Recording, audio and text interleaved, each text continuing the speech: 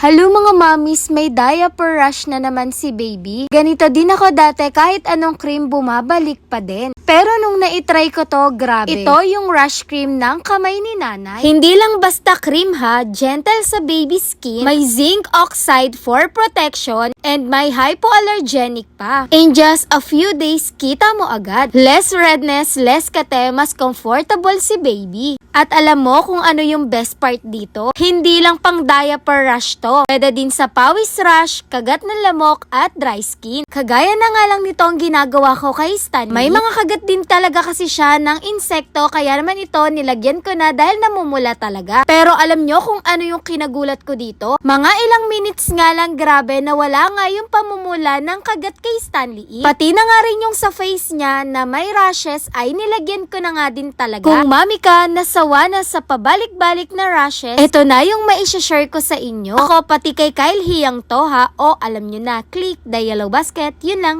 Thanks for watching. Bye-bye.